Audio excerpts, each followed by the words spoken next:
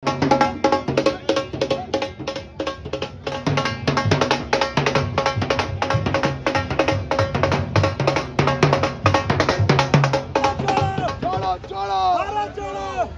जोड़ो। 108 दिन गुजर चुके हैं भारत जोड़ो यात्रा के।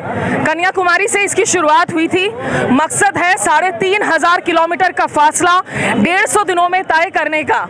यहाँ आज दिल्ली में इसकी एंट्री हुई है और दिल्ली में आज इनफैक्ट आज ये जो कारवां है वो रेड फोर्ट तक जाएगा, लाल किले तक जाएगा, बापू की समाधि राजघाट पर भी जाके श्रद्धांजलि देंगे राहुल गांधी, और उसके बाद कुछ दिनों के ब्रेक के बाद में उम्मीद यही की जा रही है कि ये यात्रा फिर से शुरू होकर 3,500 किलोमीटर जो इसे पूरे करने हैं 150 दिनों के अंदर वो ये कर पाएगी।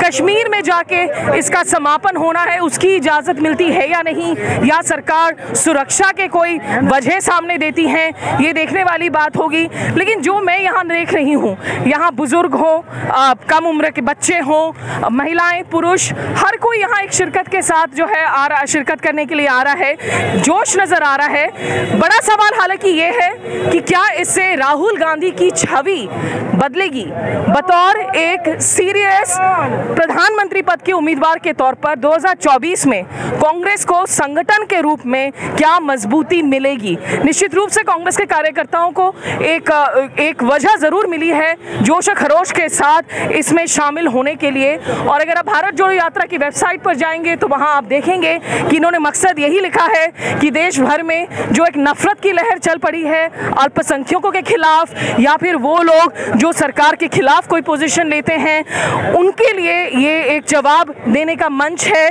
और जहां कोशिश है कि वापस से पूरा ध्यान उन मुद्दों पर लाया जाए जो आम लोगों से जुड़े हुए हों, स्वास्थ्य का मुद्दा हो, नौकरियों का मुद्दा हो, और तमाम ऐसे लोगों को सिर्फ भड़काऊ भड़कीले भाषणों से दूर असली मुद्दों पर बात करने के लिए बात कही जा रही है। अब यहाँ राहुल गांधी, जिन्होंने दूसरे विपक्षी नेताओं को भी न्योता दिया था जुड़ने के लिए, अलग अलग राज्यों में हमने देखा है, वो आदित्य ठाकरे हो, कणी मोड़ी हो, तमाम ऐसे दूसरे विपक्षी नेता भी हैं। आज बीएसपी के भी कुछ ऐसे नेता हमें नजर आए हैं दिल्ली में। तो ये कारवां जो है फिलहाल जारी है। अब इसके चुनावी नतीजे क्या निकलते हैं ये देखने वाली बात होगी। लेकिन कम से कम जो लोग बार बार विपक्ष को घेर रहे थे कि आप लोग जमीन से जुड़े नहीं हैं, जमीन पर उतरे नहीं हैं, ये आर्ग्यूमेंट जो है अब फेल हो गया है। यहाँ दिल्ली में भारत जोड़ो यात्रा कवर करते हुए स्मिता शर्मा। जोड़ो जोड़ो भारत जोड़ो, नफरत जोड़ो।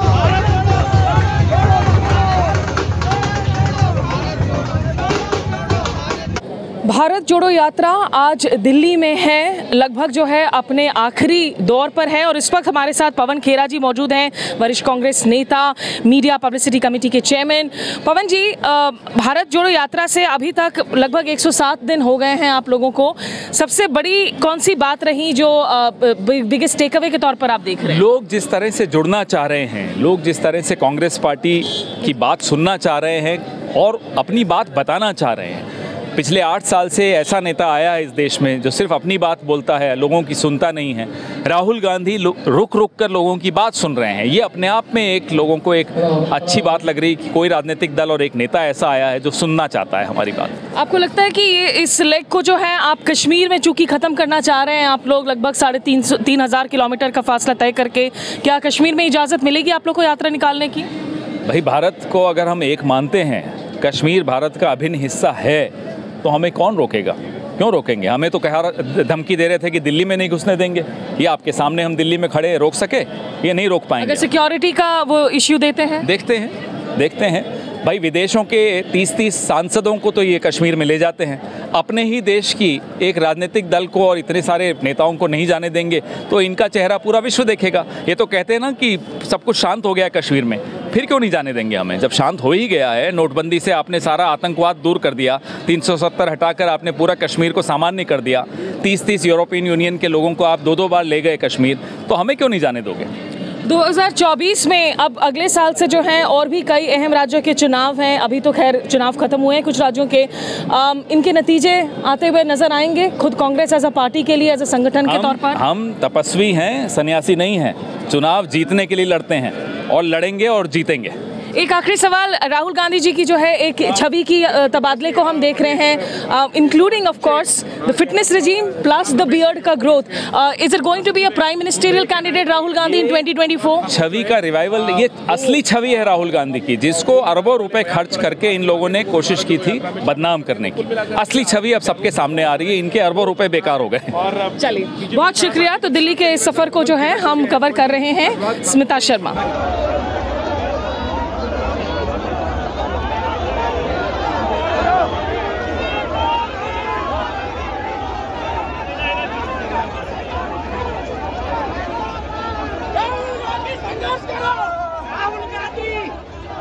राहुल, अबे जोर से बोलो। राहुल गांधी जिंदाबाद। जिंदाबाद।